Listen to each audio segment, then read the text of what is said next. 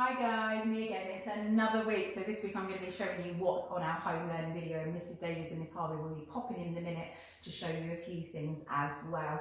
Now we're keeping going with our maths at home, and unfortunately again White Rose are still repeating those kind of fraction work, so we want you to do something slightly different. Now last week at school we had the mystery of the monkey. I won't spoil it just in case you haven't done it yet, but our guys had amazing fun figuring that out, and lots of people at home have been saying they've been enjoying it too.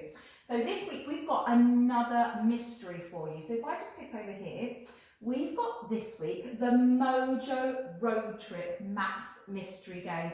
Now, Confused Mojo's organised a surprise trip for all of his friends, but unfortunately, just as they're about to go to their destination, he figures out he's lost the map, he can't find it, and they don't know where they're going to go.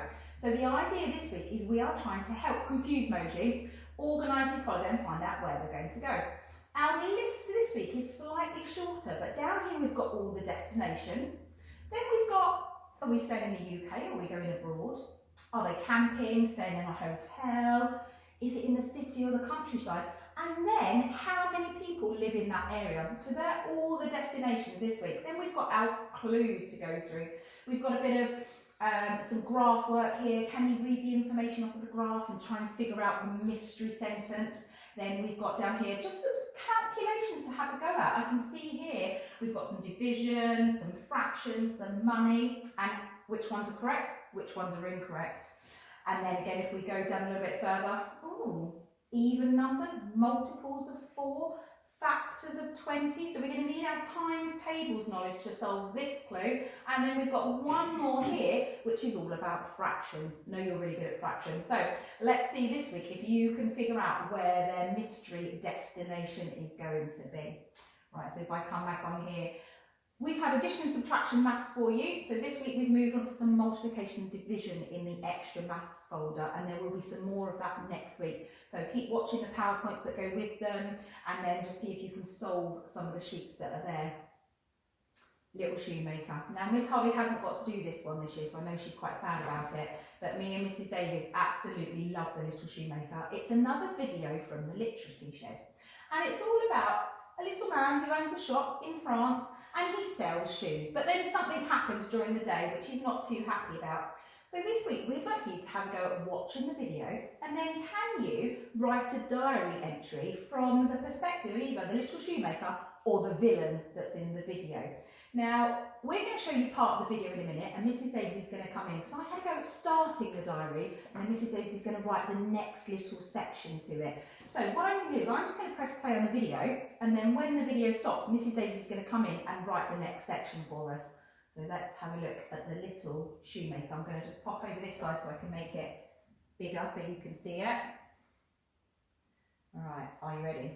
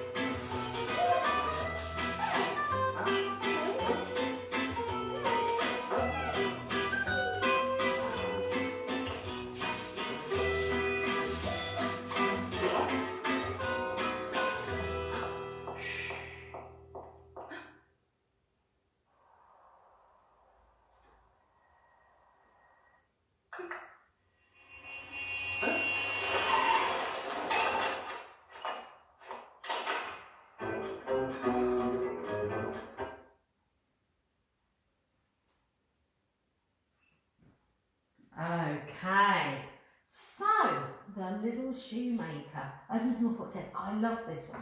So she's had a go at writing the start. Now remember, you are pretending to either be the villain or the shoemaker. So we wouldn't say the shoemaker if you pretend to be him. Think about the words like I and me and my.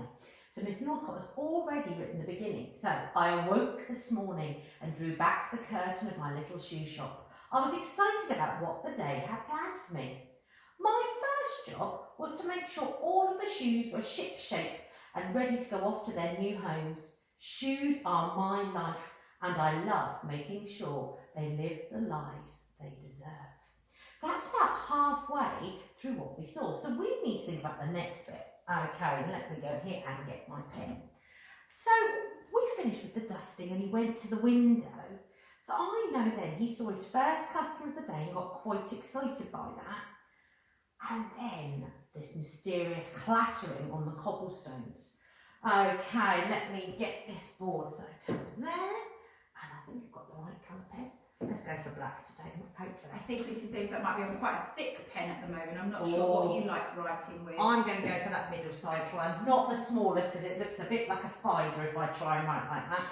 So I'm going to have excitedly, front of the verb, I'm going to have a comma. I like that, Mrs. Davies. I do like a bit of a difference. So excitedly, out of the corner of my eye, I spotted my first customer of the day. I'll have that. Okay, so excitedly, front of the verb needs a comma, out of the corner of my eye.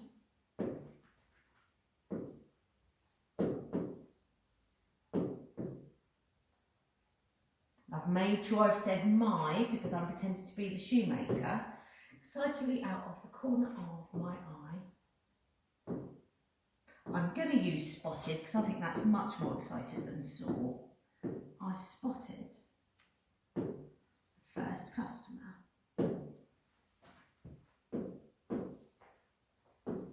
First customer of the day. Goodness me, this board seems very tall today.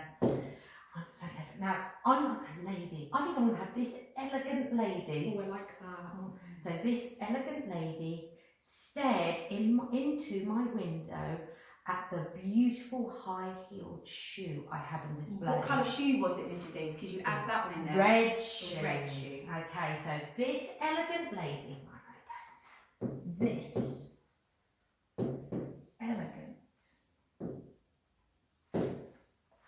lady stared into.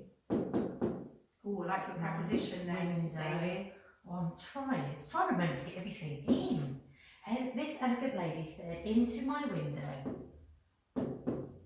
at the beautiful, now red high-heeled or high-heeled red shoe. Could you have ruby red? Oh, the elegant lady stared into my window at the beautiful I'm going to have red high-heeled shoe. red high heel. Beautiful red high-heeled shoe. Well, like where you put your comma in between beautiful and red high heeled, Mrs. Davis, because it's a list of describing words, isn't it? Exactly. So at the beautiful red high-heeled shoe I had on display. I had on display. So I'm going to have, I held it up. So I held it up so she could have a closer look. I held it up. So she could have A better look? a better look or a closer look. I'll have better. That sounds, that's an improvement on the one I had. A better look. And I'm going to have, and she clapped her hands in delight. She clapped her hands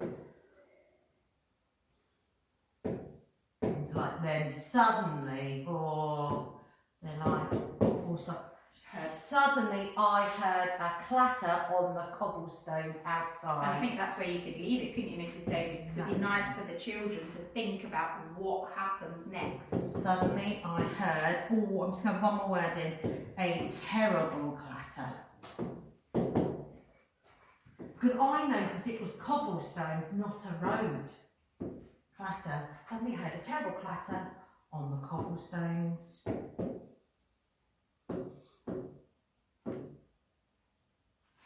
Outside. There we go. Oh, I'm going to pop that pen down because I can't quite put it. So that's where we're going to get to, and you can tell from the music how the music has changed. Something is going to happen. Can't wait. Remember, guys, we really love seeing what you're doing. The poems we've had in this week have been absolutely brilliant, and we would really like you to see these as well. Maybe you could even illustrate it. Bye, guys. Oh, thank you, Mrs. Davis. I think that's brilliant. Now, this was obviously the Little Shoemaker. So as Mrs. Davis said, when I said earlier, you can write from the perspective of the villain as well. So you'd have to watch the whole video. It's up to you whether you want to watch bits at a time or you want to watch the whole thing, make some notes. It's completely up to you. So now, if I just go back onto our home learning sheet, handwriting, we still need to be thinking about our handwriting, the presentation of our work. So those sheets are still in there. Link it in with your spellings, okay? So those ones you find a little bit trickier, have a go at writing those on your handwriting sheet. We then go on to our SPUDMO. We've got week 4 this week on SPUDMO. I think there's one more week after this week. Then we go on to our topic work. The Rakshabana bracelet, or the Rakshabana celebration last week, and the Reiki bracelets you made were beautiful. In school, I've got one here that someone made for me as well. And then we've also got our science, our planting. We did ours at school. At the moment, we've got half of them hidden in the dark and half of them on the windowsill. Nothing sprouted yet, but fingers crossed next week they'll start to go.